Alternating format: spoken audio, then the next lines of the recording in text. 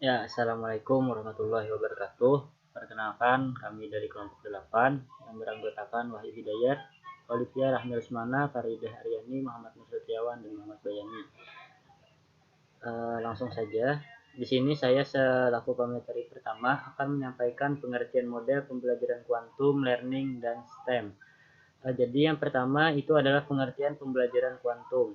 Jadi teman-teman, pembelajaran kuantum ini merupakan salah satu pembelajaran yang mampu menciptakan interaksi dan keaktifan siswa sehingga kemampuan, bakat, dan potensi siswa dapat berkembang, yang pada akhirnya mampu meningkatkan prestasi belajar dengan meminimalisir berbagai hambatan belajar melalui penggunaan cara dan alat yang tepat, sehingga siswa dapat belajar secara mudah. Menurut Bobby, De Porter, dan Mike Sinarki, quantum learning ini berakar dari upaya seorang pendidik berkebangsaan Bulgaria yang bereksperimen dengan adanya dengan adanya yang disebut dengan sugestologi atau sugestopedia, yang menurut sebagian orang memicu seluruh pergerakan percepatan belajar atau accelerated learning. Percepatan belajar ini memungkinkan siswa untuk belajar dengan kecepatannya masing-masing, dengan upaya yang normal yang didukung dengan pembelajaran yang menyenangkan. Selanjutnya, yang kedua, itu adalah pengertian STEM. Jadi, pembelajaran STEM adalah suatu model pembelajaran yang meliputi sains, teknologi, engineering, dan matematik. Jadi, ada 4 ya. Model pembelajaran ini dapat mendorong peserta didik untuk mendesain, mengembangkan, dan memanfaatkan teknologi, mengasah kognitif, afektif, serta mengaplikasikan pengetahuannya. Ya, mungkin itu dari saya. Terima kasih.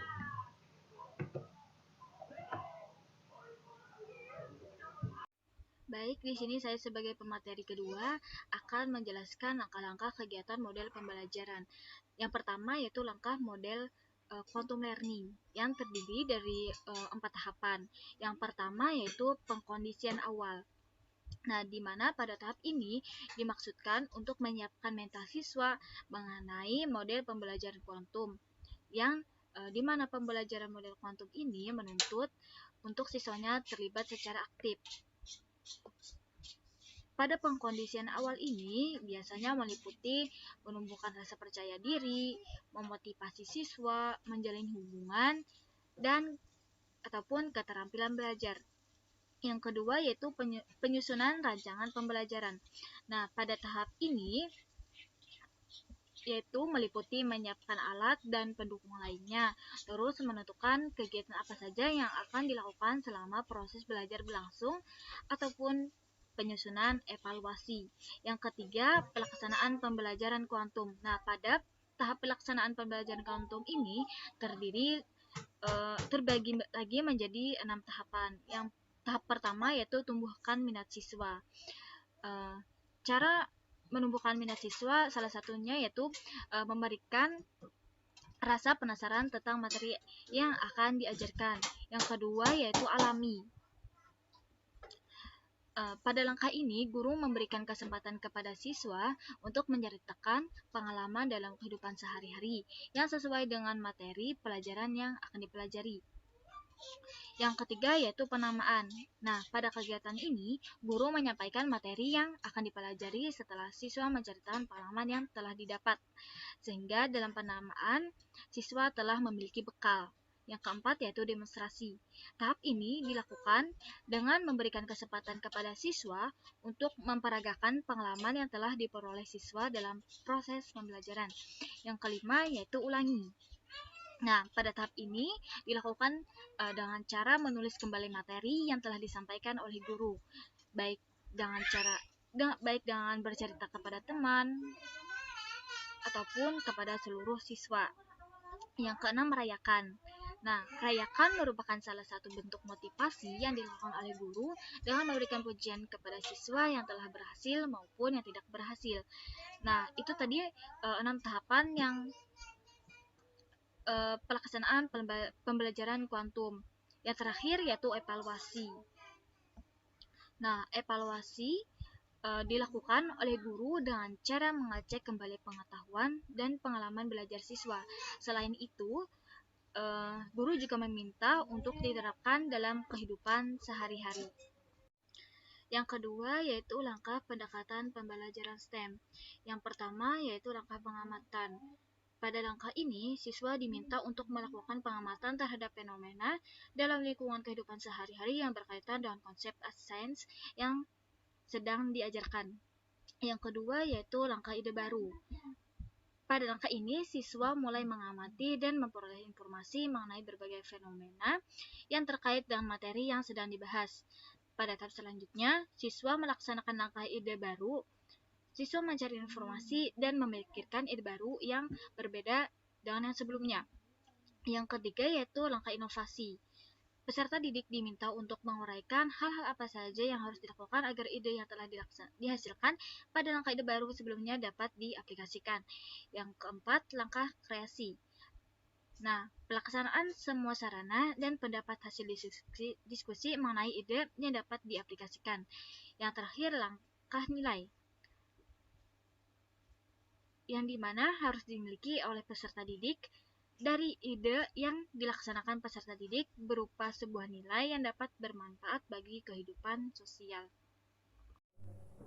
Ya, Assalamualaikum warahmatullahi wabarakatuh. Di sini saya melanjutkan materi berikutnya, yakni tentang skenario pembelajaran model quantum learning.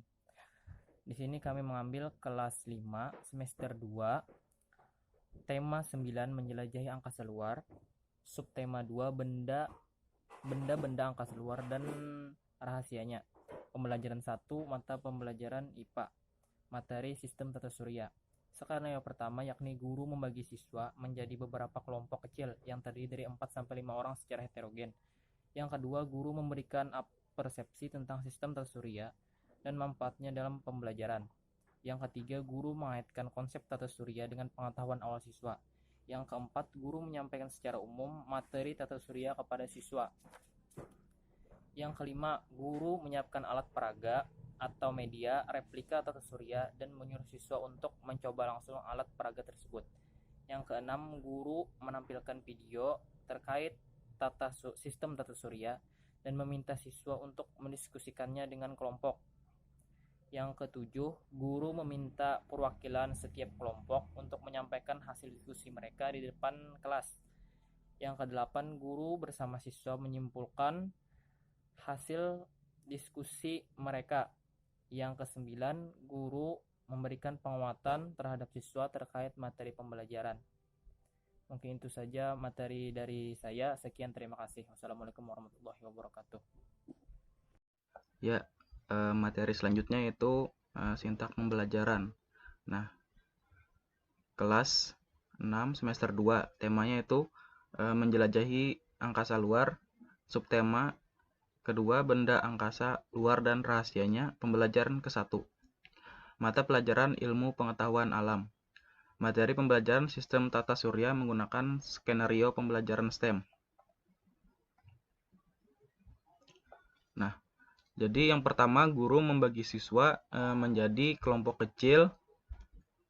Setiap kelompoknya terdiri dari 4-5 orang dalam kelompoknya masing-masing.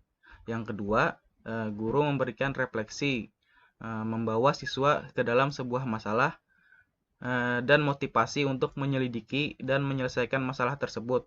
Yang ketiga, siswa melakukan penelitian, menggali informasi dari berbagai sumber yang relevan untuk mengembangkan konseptual, bisa dari melalui internet atau buku-buku. Kemudian yang keempat yaitu guru mengajak siswa melakukan penelitian terkait permasalahan yang diberikan guru. Kemudian yang kelima, guru meminta setiap kelompok untuk menggambarkan garis orbit sistem tata surya. Yang keenam, guru meminta masing-masing dari perwakilan kelompok untuk mempresentasikan hasil dari penelitian yang telah dilakukan kelompok tersebut. Yang terakhir, yang ketujuh, guru meminta kelompok lain untuk memberikan tanggapan terhadap kelompok yang telah berpresentasi. Ya, demikianlah hasil dari presentasi saya. Selanjutnya akan disambung oleh pemateri berikutnya. Materi selanjutnya yaitu kelebihan dan kekurangan model pembelajaran quantum learning dan STEM. Untuk quantum learning, kelebihannya adalah siswa lebih memahami materi karena materi dibahas 3 kali, yaitu pada saat mengalami, demonstrasi, ulangi, dan juga sebelumnya siswa sudah mendapat pengalaman dari sintak alami. Yang kedua, mengajarkan siswa untuk lebih percaya diri dan lebih aktif, memotivasi siswa untuk mengembangkan potensinya.